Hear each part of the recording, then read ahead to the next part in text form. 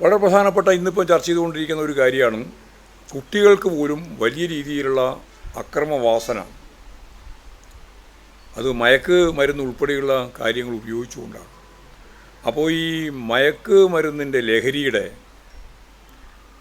വലിയ രീതിയിലുള്ള വിപണനം, ഉപഭോഗം ലോകത്താകെ നടക്കുക, അത് കേരളത്തിലും സജീവമായിട്ട് വരുന്നു എന്നുള്ളതാണ് സമീപ ദിവസങ്ങളിൽ വന്ന ചില സംഭവങ്ങൾ സൂചിപ്പിക്കുന്നത്. തീർച്ചയായും കക്ഷി രാഷ്ട്രീയത്തിലതീതമായി എല്ലാ വിഭാഗം ജനങ്ങളുമായി ചേർന്ന് ഈ വിപത്തിനെതിരായിട്ടുള്ള, ഈ ലഹരി ഉപയോഗിക്കുന്ന, പ്രത്യേകിച്ചിട്ട് ഈ പുതിയ ലോകത്തിൻ്റെ വിവിധ മേഖലയിൽ നിന്ന് വന്നുകൊണ്ടിരിക്കുന്ന ഇത്തരം ലഹരി ഉപയോഗിച്ചുകൊണ്ടുണ്ടാകുന്ന അക്രമവാസനയെയും അതിൻ്റെ പശ്ചാത്തലത്തിൽ തീർച്ചയായിട്ടും ജനകീയമായൊരു മുന്നേറ്റം കേരളത്തിൽ സൃഷ്ടിക്കേണ്ടതായിട്ടുണ്ട്. ഗവൺമെൻറ് മുൻകൈ എടുത്തുകൊണ്ട് അതിൻ്റെ എല്ലാ സംവിധാനങ്ങളെയും വിദ്യാലയങ്ങളിൽ ഉൾപ്പെടെ നമ്മൾ ഗൗരവപൂർവ്വം തന്നെ കാര്യങ്ങൾ കൈകാര്യം ചെയ്ത് പോകേണ്ടതുണ്ട്. ഒപ്പം തന്നെ കുറേ കാലമായിട്ട് ഉണ്ടായിരുന്നില്ല വേണ്ടത്ര റാഗിങ് ഉൾപ്പെടെയുള്ള കാര്യം.